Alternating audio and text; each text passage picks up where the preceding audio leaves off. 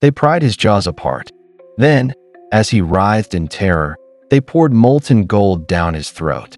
The molten metal seared its way inside him, burning him alive from the inside out. This was not a quick death. It was a spectacle of slow, deliberate cruelty, and it would become one of the most infamous executions in ancient history. The victim was Marcus Licinius Crassus, once the richest man in Rome and a powerful politician. He had wealth beyond measure and commanded armies at his whim. Crassus was a member of Rome's first triumvirate alongside Julius Caesar and Pompey the Great. Yet despite his influence and riches, he craved something more: military glory to match his partners. In 53 BC, Crassus marched east with 7 Roman legions, seeking conquests in the Parthian Empire. He was eager to prove himself, hungry for prestige and perhaps the rumored gold of the East. But his ambition would lead him and his men into a nightmare. The Parthian Empire was a formidable foe, and Crassus's invasion would soon turn into a disaster of unimaginable scale. On the arid plains of Mesopotamia, under a blistering sun, Crassus's army met the Parthians at the Battle of Carrhae. He expected an easy victory. Instead, he found hell. The Parthians came with tactics Rome had never faced: waves of armored cavalry and swarms of horse archers. Arrows rained down like a deadly hailstorm, their hiss filling the air. Roman shields clattered as the soldiers huddled in tight formation. They formed a tortoise of shields overhead, hoping to wait out the onslaught. But the arrows kept coming without end. Hour after hour, the Parthian riders encircled the Romans, shooting relentlessly. The sun beat down, and thirst and panic set in among Crassus's legions as their numbers dwindled. Desperate to break the siege of Argos, Crassus's son Publius led a bold charge with the cavalry.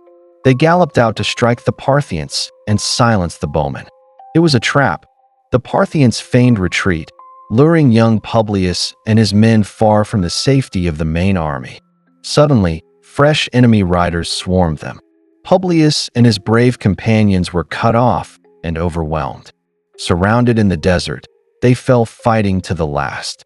Publius Crassus was killed in gruesome fashion. As the battle raged, the Parthians lifted a grisly trophy high for the Romans to see: Publius's severed head, impaled on a spear. The sight shattered Crassus's heart. The Roman ranks trembled at the horror. Their general, a father, was forced to witness his beloved son's head displayed like a macabre banner on the battlefield.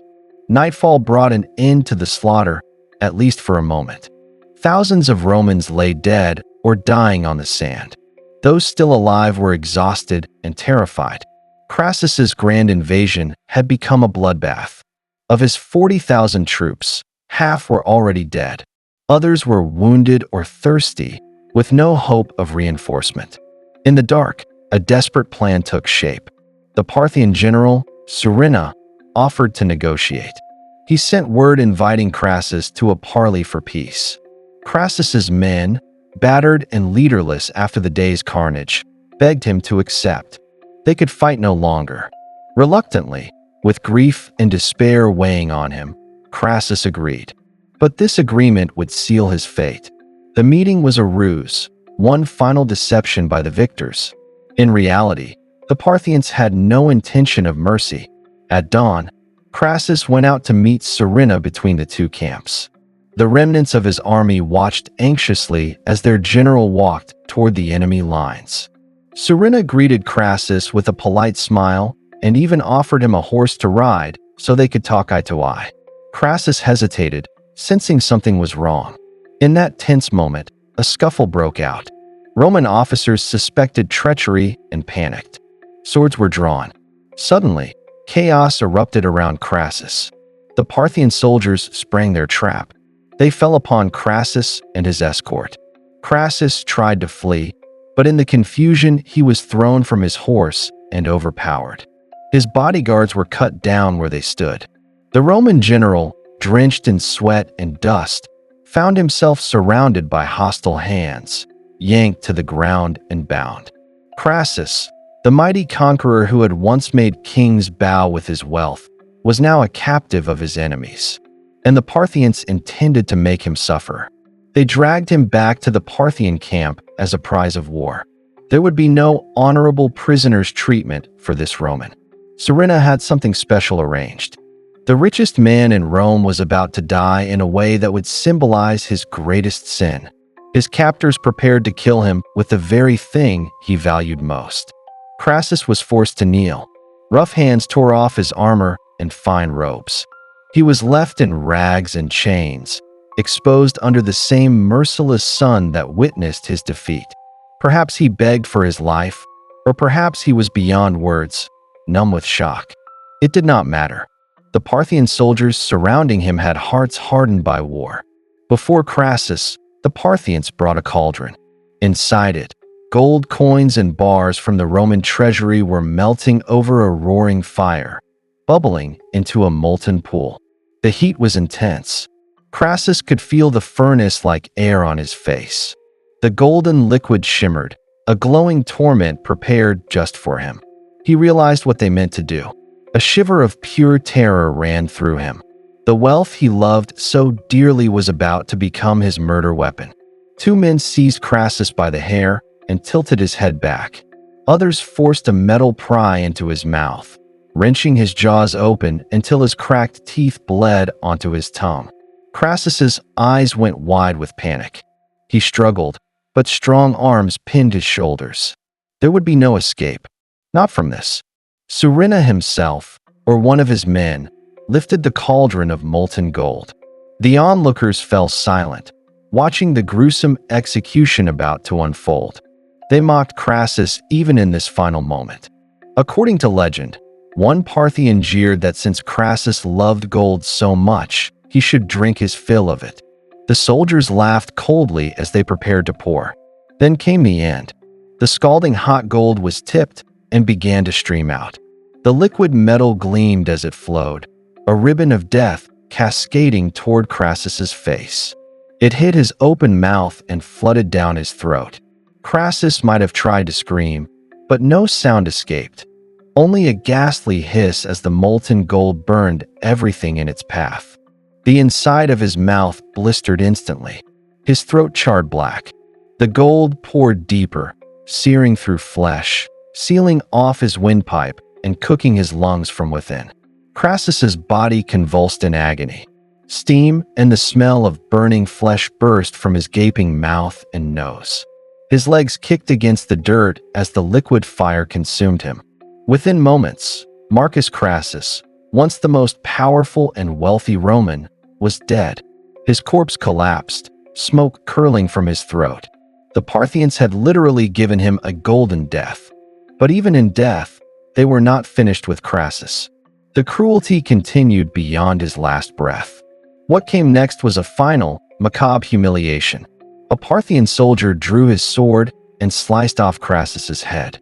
This severed head, still bearing a grotesque expression of pain, was lifted high as the soldiers cheered. They would make use of this grisly trophy.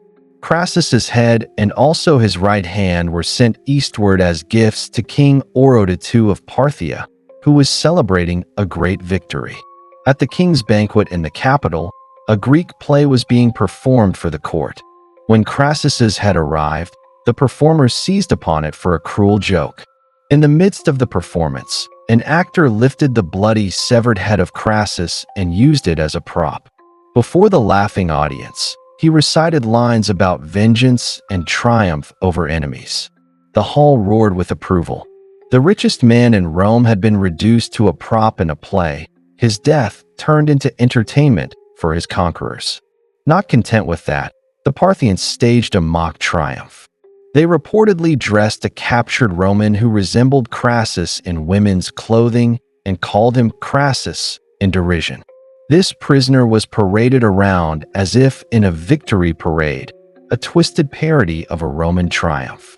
It was the final insult, mocking not only Crassus but the pride of Rome itself.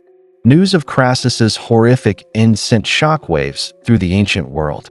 In Rome, people could scarcely believe that one of their triumvirs had been destroyed so utterly. Crassus's death was more than just the loss of a man. It shattered the balance of power in Rome. With Crassus gone, Caesar and Pompey's alliance unraveled, and the Republic slid towards civil war. Meanwhile, the Parthians had made their point with brutal clarity. Rome had been humiliated. For years afterward, the Roman people spoke of Carrhae in hushed tones, horrified and enraged. Tens of thousands of Romans had died or been enslaved after that battle. Roman standards, the golden eagles of the legions, had been captured by Parthia, a stain on Roman honor. It would be decades before Rome avenged this defeat. The memory of Crassus's fate lingered, a cautionary tale about the cost of pride and greed in the face of a merciless enemy. Marcus Crassus's story is a grim lesson in the dangers of unbridled ambition. He had everything: wealth, power, influence. Yet he wanted more, and it led him to ruin. His gruesome death also stands as an example of the cruelty of revenge. The Parthians didn't just kill him. They made his death into a spectacle of pain, a message written in blood and gold. It forces us to wonder, was this justice served for a greedy conqueror, or simply an act of barbaric vengeance? Did Crassus's lust for gold truly merit such a horrific end? In the end, all his riches could not save him from the consequences of his choices. The wealth he cherished became the instrument of his destruction in the most literal way. Think about the image of one of the world's richest men choking on molten gold. It's a dark, poetic irony, a punishment that fit his crime, devised by those he sought to conquer. Would you have risked everything as he did, chasing glory and riches into the unknown? And if you did, could you face the kind of terror that Marcus Crassus met on that final day? Thank you for watching and listening to this harrowing tale. How does the brutal death of Crassus make you feel? Does it shock you, anger you, or leave you pondering the price of ambition and cruelty? Let me know your thoughts in the comments. And if you thought this was horrifying, just wait until our next story.